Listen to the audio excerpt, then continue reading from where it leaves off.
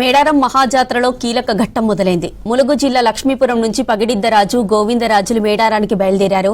పోలీసుల భారీ బందోబస్తు మధ్య శోభాయాత్ర కొనసాగుతోంది. మధ్యాహ్నం వరకు మేడారం చేరుకొని పగిడిద్దరాజును గద్దెపై ప్రతిష్ఠిస్తారు.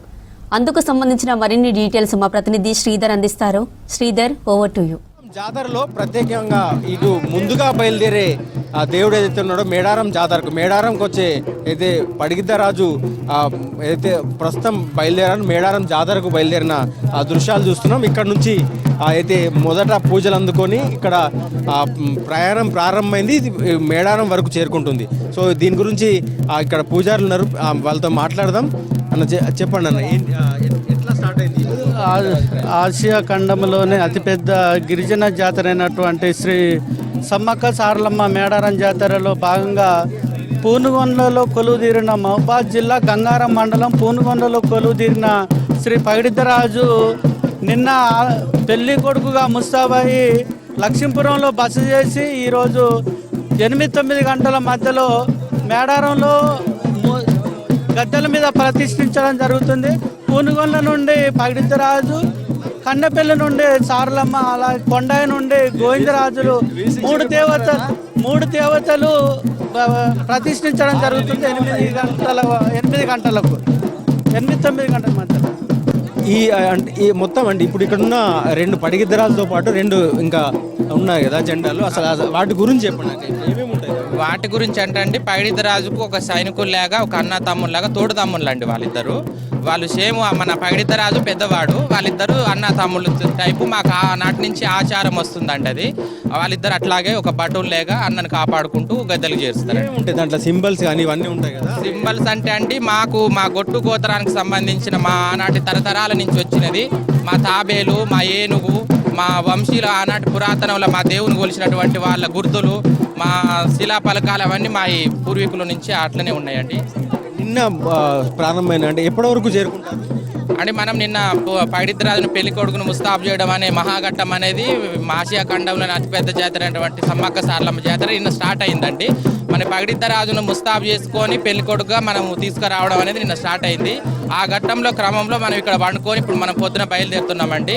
మనము జంపన్న వాక్కు మనం కొంచెం ముందు బయలుదేరినాక మళ్ళీ బిడ్డ సారలమ్మ రావడం జరుగుతుంది. అదేవిధంగా తమ్ముడు గోవిందరాజు రావడం జరుగుతుంది. ఈ ముగ్గురు దేవతలు మన జంపన్న వాక్కు చేరుకున్నాక కలియకతోటి అక్కడ స్నానం ఆచరించిన తర్వాత ముగ్గురు దేవతలు మళ్ళీ గర్భగుడికి చేరుకోవడం జరుగుతుంది. రాత్రి 7-8 అవుతుందండి గర్భగుడికి వెళ్ళేసరికి. అక్కడ నుంచి మనము పూజా విధానం అన్ని చేసుకొని మనం ఆ గర్భగుడిలో పూజా విధానం అనేది చేసుకొని మనము రాత్రి 12 గంటలకు మనం గద్దెలకు చేరుకోవడం జరుగుతుందండి.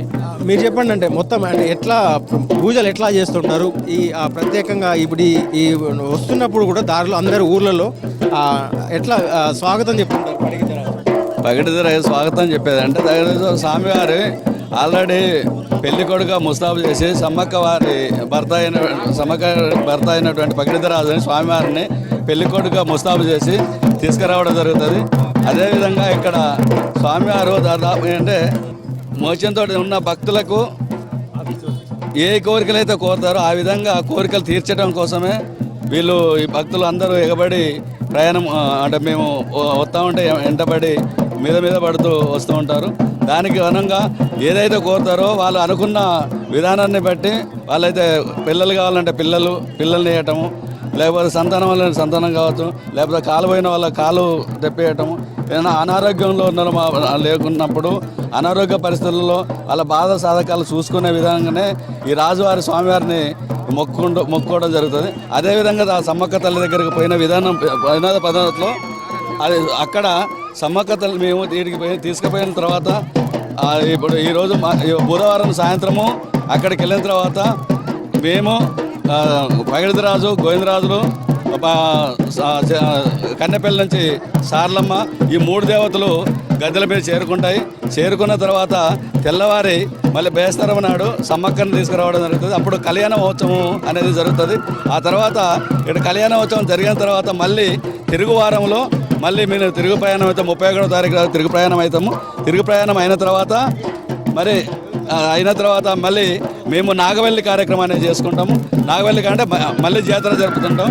ఆ నాగవెల్లి కార్యక్రమంలో 4, 5, 6 తారీఖు వరకు మేము పూనుగోలులో మళ్ళీ మా జాతరగా భావిస్తాం. అప్పటి నుంచి ఆ శుభకార్యాలు అనేది మా కుటుంబ ఆచారాల ప్రకారం మా కుటుంబ ఆ పెళ్లి పేరెంటాలు కానీ ఏది కానీ అంటే కుటుంబంలో ఏ శుభ సంతాలు జరుపుకోవాలన్నా కానీ ఈ ఘట్టం అయిపోయిన తర్వాతనే ఈ కార్యక్రమాలు జరుపుకోవడం జరుగుతుందండి.